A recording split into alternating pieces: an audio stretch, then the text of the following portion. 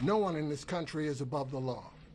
Everyone must be accountable for their actions, even this defendant. However, Hunter Biden should be no more accountable than any other citizen convicted of this same conduct.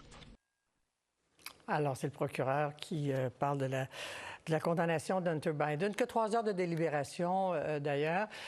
3 chefs d'accusation, notamment pour détention illégale d'une arme à feu en 2018, surtout d'avoir menti en remplissant le fameux formulaire, niant le fait qu'il était peut-être toxicomane et faisait de la grande consommation de drogue à ce moment-là.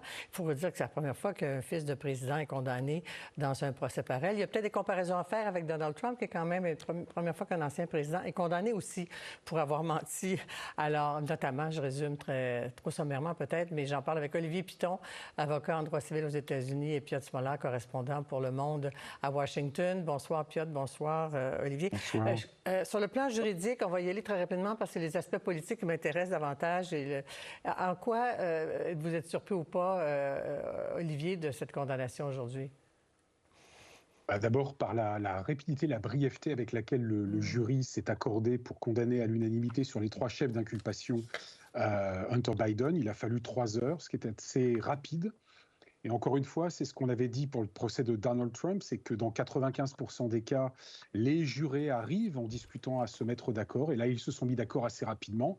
Et puis la deuxième surprise, évidemment, c'est que sur les 3 chefs d'accusation, en fait, ils n'ont pas donné acte à la défense qui avait tenté de plaider que Hunter Biden était en fait en phase de rémission et qu'il n'était plus en addiction à la drogue. Et en fait, les jurés n'ont pas suivi les directives ou les présupposés de la défense. D'autant, Piotr, que le jury numéro 10, parce que c'est ça qui arrive aux États-Unis, les jurys peuvent parler publiquement. On n'a rien entendu du procès de Trump encore, mais le jury numéro 10 a expliqué qu'il avait conclu qu'Hunter Biden avait menti à la cour ou au jury lorsqu'il a dit qu'il ne croyait pas avoir consommé illégalement de la drogue et que ça aurait été un facteur important.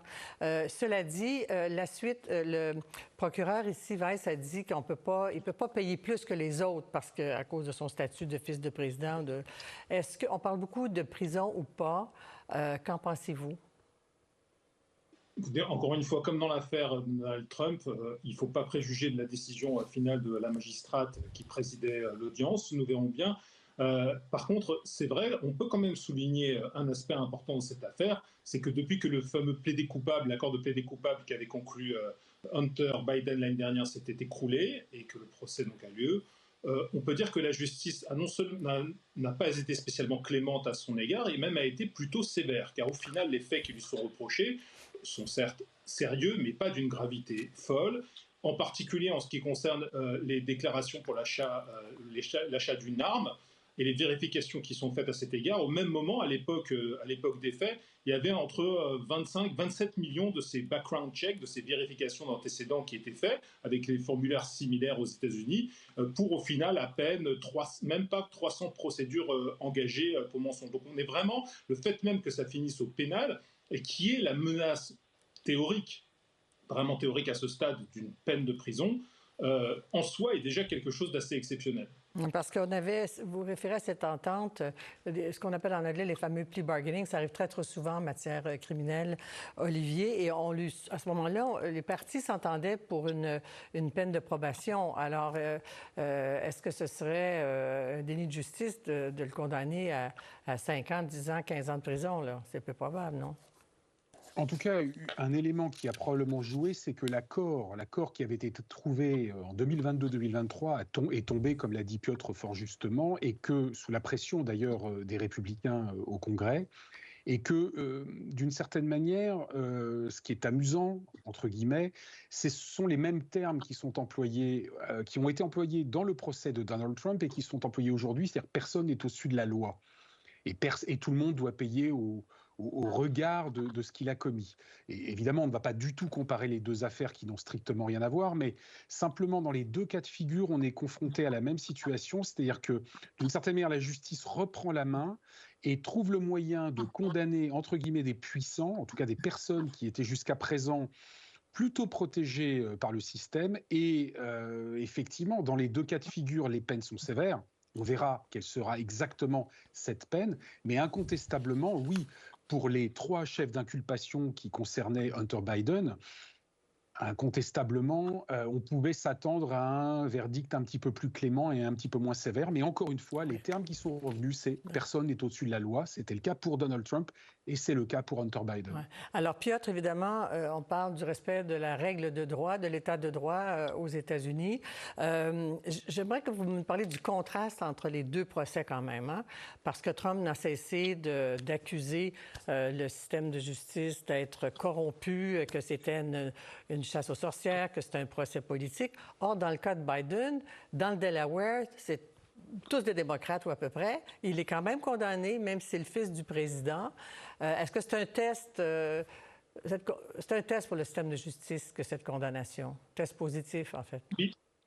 Bien sûr que c'est un test qui est passé par la justice et qui a été en quelque sorte réussi par la justice sur le plan des formes qui ont toutes été respectées, avec un jury populaire convoqué dans cet État du Delaware, 6 hommes, 6 femmes. Donc vraiment, de ce point de vue-là, il n'y a aucun problème. Et c'est aussi un test qui est réussi pour le président américain, disons-le, car il a vécu aussi avec cette affaire judiciaire non seulement une épreuve politique, on y reviendra peut-être, mais aussi une épreuve personnelle extrêmement, extrêmement forte. Cet État du Delaware, c'est aussi là que la mère de Hunter Biden, la première épouse de Joe Biden, est décédée dans un accident de la route en 1972. C'est vraiment ces drames qui ont jalonné la vie personnelle de Joe Biden sont quelque chose qui trouve un écho aussi dans cette affaire et qui explique pourquoi il s'est précipité à Wilmington aujourd'hui de façon inattendue pour étreindre son fils après que le verdict ait été prononcé. Donc il y a tout cet aspect-là aussi personnel qui évidemment joue un rôle de premier plan dans cette affaire. Rapidement, est-ce que ces 2 affaires, bon, on doute que l'affaire de Trump ait un impact politique défavorable, mais l'affaire d'Hunter Biden n'aura pas d'effet non plus, Olivier? Alors c'est toujours très difficile de pouvoir mesurer ce genre d'événement à l'aune de ce que va donner une campagne électorale. Si vous voulez, il y a 2 aspects. D'un côté, il y a le comportement effectivement absolument exemplaire de Joe Biden qui a dit qu'il ne gracierait pas son fils s'il était condamné, mais qui, en même temps, et ainsi que toute la famille Biden, l'a entouré d'attention. Jill Biden, donc la belle-mère de Hunter Biden, est revenue de France au moment des commémorations du 80e anniversaire pour être aux côtés de Hunter Biden. Mais d'un autre côté, il y a aussi ce déballage un peu scabreux de la vie d'Hunter Biden, de sa relation avec la veuve de son frère Beau décédé en 2015. Et on ne sait jamais ce qui imprime vraiment dans l'esprit des gens au bout du compte. Et donc, il faut rester extrêmement prudent sur l'impact que pourra avoir cette affaire, d'autant que, concernant Hunter Biden, il y a d'autres dossiers, en particulier un procès pour fraude fiscale qui l'attend en Californie. Et les républicains ne vont pas le lâcher aussi facilement, en particulier sur les accusations, qui n'ont jamais fondé d'ailleurs, de corruption avec l'Ukraine et la Chine. Bon, il reste une toute petite minute à peine, Piotr. Est-ce que l'empathie va jouer? Allez-y. Oui, non, j'ajouterais volontiers à ce que vient de dire Olivier un élément en ce qui concerne l'impact de cette affaire, c'est que dans le monde MAGA, dans le monde des partisans de Donald Trump, on est de toute façon convaincu par l'idée que ce procès est un écran de fumée.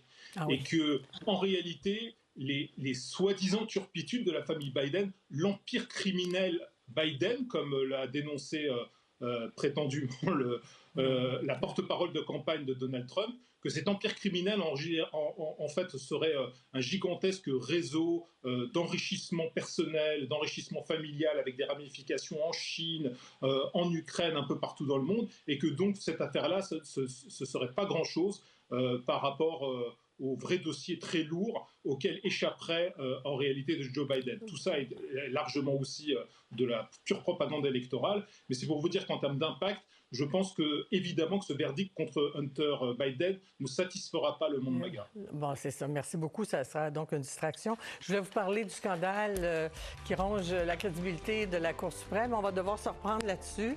On n'a pas fini d'en entendre parler concernant le juge Alito, sa femme, et le juge Clarence Thomas. Merci à tous les deux. À bientôt. Merci beaucoup. Au revoir.